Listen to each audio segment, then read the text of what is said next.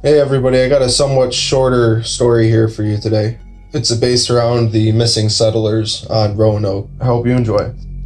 Michael Reed landed on Roanoke Island with about 119 other settlers. He was a librarian who had brought as many books as he could, along with his family, his son Jack and his wife Teresa. The boats that carried them set sail back to England. The sailors planned to return in 3 years to check up on the colony's progress. In the early 1500s, the initial attempt to settle on the island had failed due to a lack of resources, but this time they had come better prepared.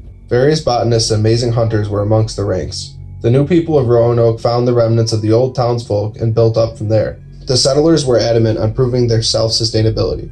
After about a year of constructing and reinforcing the old town, they finally could call it home. Life on Roanoke Island was shaping up quite nicely. In 1588, during a hot summer, Michael stood in his kitchen, preparing a late-night snack, when he heard a noise coming from the dining room. He carried a candle with him inside the room. On the wall, beside the table, was a small mirror. He found himself staring into this mirror, only to see the reflection of himself staring back, with a grin slowly forming on his face. The grin seemed almost inhuman. Suddenly he felt as if he was phased into the mirror, and was looking upon himself. At that, his body turned away from the mirror. Michael could feel he was no longer in control. It was as if he was a prisoner, strapped down, watching what was happening through his own eyes. The controlling entity walked into his bookcase to grab what looked like a journal. The writing was in German, and there was a leather-bound, handwritten book. He watched as he put the book into his waistband and continued to his son's room. In the room, his son was resting after a long day's work. He proceeded to walk over to his bed and strangle him as he slept. Jack, his son, woke up gasping for air, turning purple as he saw his father near expressionless, choking him. The only expression Jack could see was in his father's sad-looking and quickly darting eyes. After Jack had perished, Michael went to his wife's room and proceeded to do the same thing to her. Michael trying to protest his actions, but was forced to watch in horror as his body committed these horrific acts. Michael's vessel then proceeded to grab each of their bodies and drag them to the Roanoke limestone cave. In there he found a deep, inaccessible cavern and threw both the bodies down the hole. He then returned to his home, grabbed his gold and other valuable possessions, and proceeded to the cave, to then throw his possessions in the shaft as well. Michael, still unable to move of his own will, screaming internally. Everything was gone. Teresa, Jack, his possessions, his entire life ripped apart by his own hand, a hand to which he now had no control over, a body that seemed now like a stranger. He watched as his body made it deep into the forest to kneel down in a clearing. Although he couldn't control his body, he felt everything, the choking of his loved ones, throwing them off the edge. There he would kneel, staring straight into the distance, motionless for what seemed like forever. Frederick, his neighbor and lifelong friend, walked into the clearing after quite some time. But instead of calling his name, he just walked up to Michael, sat in front of him about 10 feet away, and would kneel down there as well. Michael could see his clothes were covered in blood. Their eyes locked and their pupils both dilated. They could each see the fear in each other's eyes. Soon, one by one, more townsfolk came and would kneel down, eventually making a circle. After a group of about 30 motionless, kneeling, and bloodied townsfolk arrived, the circle was complete. Michael could feel his body moving again. He stood up and grabbed the book from his waistband and put the journal in the middle of the circle. A voice unknown to him emanated from his body. My name is Christman Jennifer. My kill count was stopped at 964. I wanted to reach 1,000, and I thank you fine folks for helping me achieve more than that. I was sentenced to death June 17th, 1581, in Germany. Me and my group of bandits would murder and steal our way to a great fortune, preying on travelers such as yourselves, only for me to be stopped before I could reach the death count I truly deserved. Michael's body turned towards each member of the community one by one as he spoke, the terrified souls of the town looking at him, heads forcibly cocked upwards, their eyes emanating how terrified they truly were.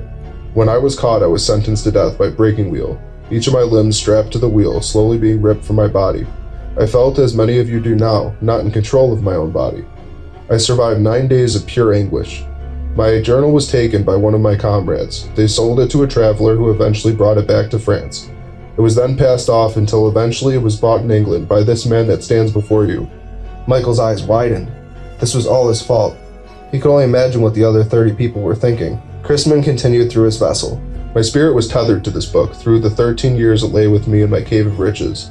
I couldn't leave this world without that which I deserve. I thank you all for giving me the resting place I truly desire. At this, everyone stood up and started pacing towards the cave entrance. Michael was in the back of the group, internally screaming, trying to fight Christman, but there was no use. He saw each of his friends slowly pile into the cave. Christman exclaimed, "The time has come for your sacrifice. I am ready." At that, Michael watched in horror as one by one the 30 people walked straight off the edge into the dark and inaccessible pit. each of them laughing menacingly as they plummet towards the bottom. He could hear their voices skipping as they bashed into the limestone walls. Eventually, Michael was the last one at the edge, staring into the deep, dark hole of this cavern. He could only watch horrified as he saw Chrisman hold his journal open and write his last entry, kill count, 1084. Chrisman then crossed both of his arms over his chest, the journal held underneath them against Michael's body. Chrisman proceeded to walk Michael to the edge and plummet headfirst into complete darkness. The Croatoan were a neighboring and peaceful native tribe. They came by to see how the settlers were making do, to barter with them. However, they found nobody was there. In order to let them know they had stopped by and wanted to speak with them, they left one word on a tree, Croatoa. In 1590, John White returned to the island to find everybody was gone without a trace. I hope you like this spin on what happened at the Roanoke Island. Some of the story was based on fact. Chrisman was sentenced to death in 1581.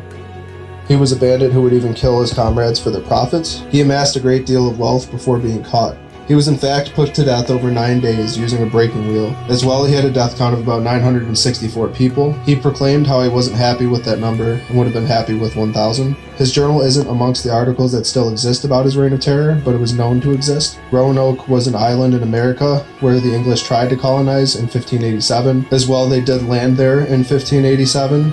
In 1590, the English had come back to see how they were doing, and they were all missing. The only piece of evidence they ever found was Croatoa written on a tree, which was in fact a very peaceful tribe of natives that lived nearby.